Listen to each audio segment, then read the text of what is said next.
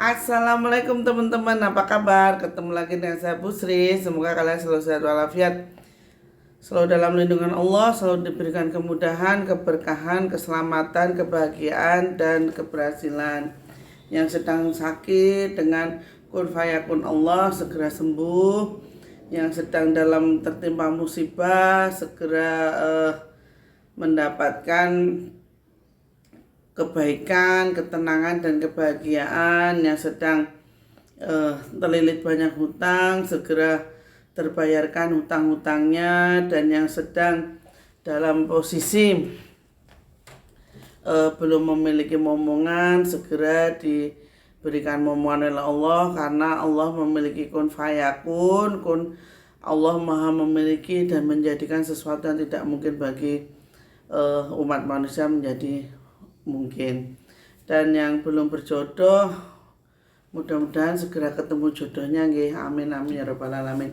Teman-teman, kemarin tuh saya ada tamu kesini, masih muda orangnya, dan mohon maaf jadi saya ini malah kasihan sama masnya ini loh. Jadi itu dia sebenarnya mau berguru, tapi ya mungkin bergurunya salah, akhirnya kebanyakan halusinasi teman-teman. Maaf ya mas, ini sampai saya kontenin, jadi biar jadi edukasi buat yang lain ya mas ya, mohon maaf ya. Jadi gini teman-teman, ada satu pemuda itu datang ke tempat saya. Anaknya masih muda, saya akui dia pinter teman-teman. Cuman waktu itu dia datang ke tempat saya, terus dia bercerita bahwasanya dia itu sedang sering didatangi makhluk goib, sering dikasih pedang tapi tidak berwujud. Itu jadi dikasihnya itu di dalam mimpinya teman-teman. Yang bikin saya kaget itu dia cerita, Bu, saya tuh beberapa tahun lalu itu beserta rombongan itu mendaki Gunung Lawu, Bu. Mendaki ke Gunung Lawu, tapi ada satu yang meninggal di tempat, sedangkan satu meninggal di rumah. Terus saya bilang gini, lah kalian melakukan apa di Gunung Lawu sampai eyangnya tuh marah, saya bilang gitu. Oh kita tidak berbuat apa-apa kok Bu. Terus saya kan ngel, tidak mungkin kalau kamu tuh tidak berbuat apa-apa ataupun kamu tidak jumawa, tidak mungkin salah satu dari kalian tuh diambil di Gunung Lawu. Karena perlu teman ketahui ya, di Gunung Lawu itu tidak akan pernah mengambil nyawa ataupun menghilangkan nyawa dan membiarkan seseorang meninggal di atas itu tanpa sebab musabab. Pasti ada sebabnya kenapa salah satu rombongan atau satu di antara mereka, walaupun mungkin itu sudah ajalnya, itu sampai meninggal di atas seperti itu. Jadi di sini saya perlu jelaskan teman-teman. Gunung Lawu itu kan gunung bernyawa teman-teman, ada nyawanya. Jadi apa yang kita bicarakan itu sudah pasti didengar.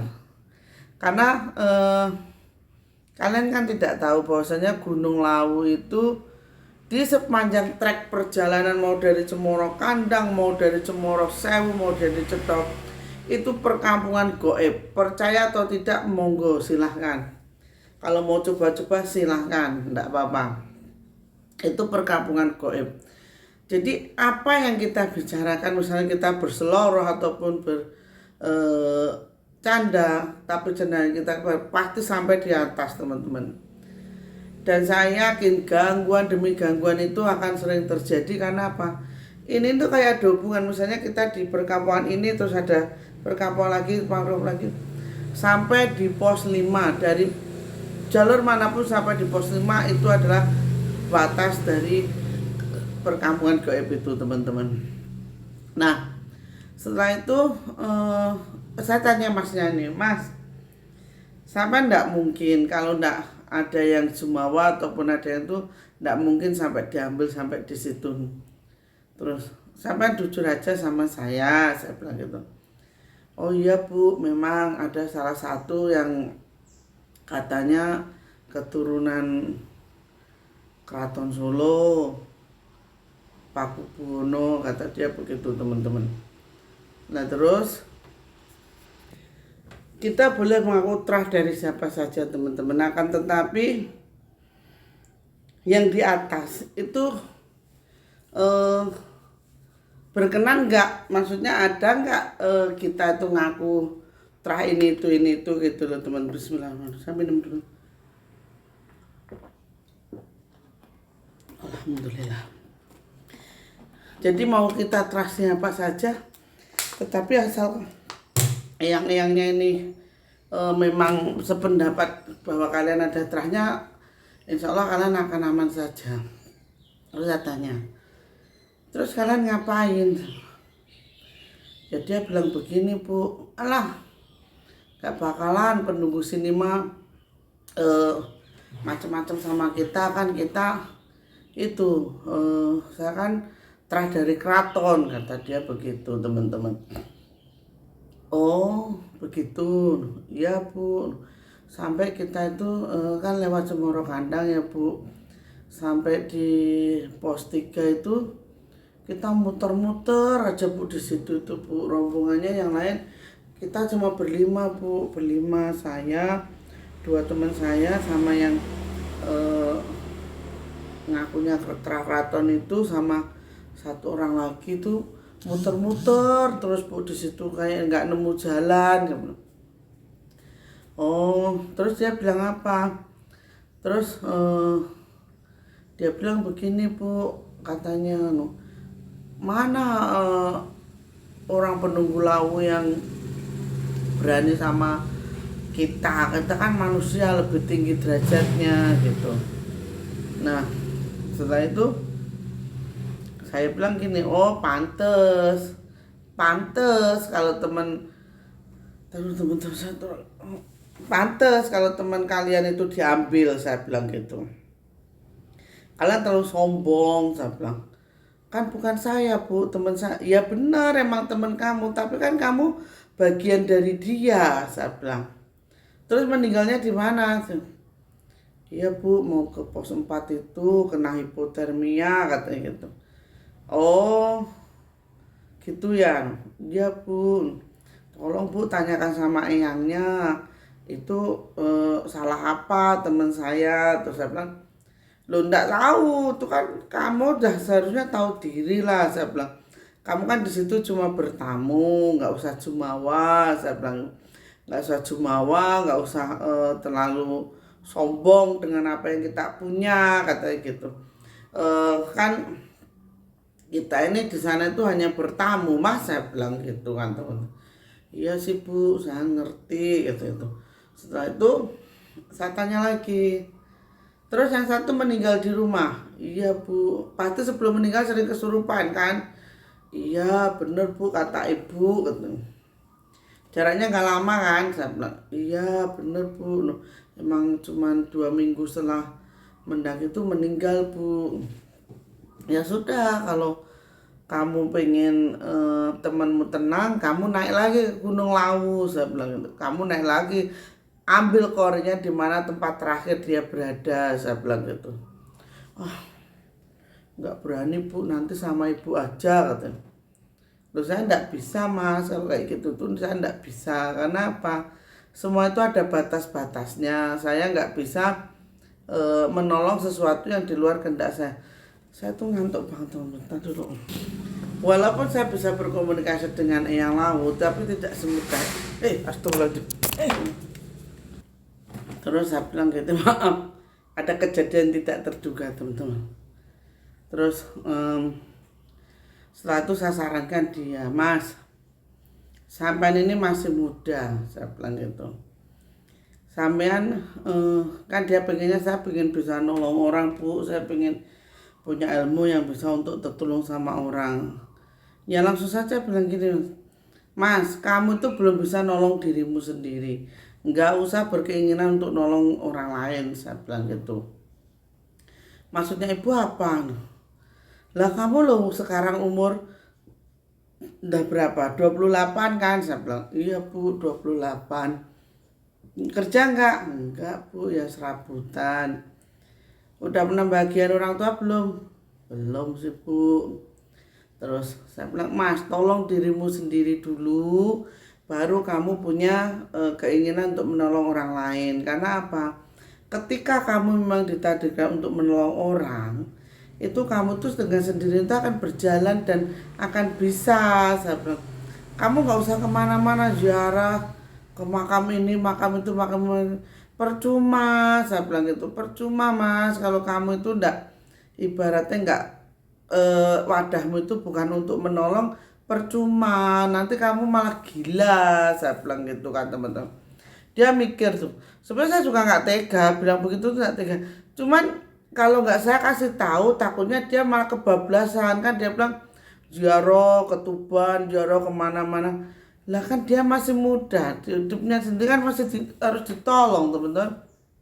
Jadi dia belum kerja. Saya bilang kamu tolong dirimu sendiri dulu, cari kerja yang bagus, yang nyaman, kamu cari duit, kamu kasih orang tuamu. Saya bilang itu, kalau orang tuamu ridho, insya Allah Allah akan ridho. Saya bilang itu apa? Nanti apa masih takbiran? Yun nasi, tapi nggak sampai malam lagi. Oh, enggak sampai malam oh, Enggak, takbirannya. enggak. Sampai Isya aja. Oh, takbir. Ya pengen diantar kalau hari Idul Fitri. Putra mau takbiran katanya. Gitu. Jadi saya bilang udah kamu kerja yang baik, kerja terus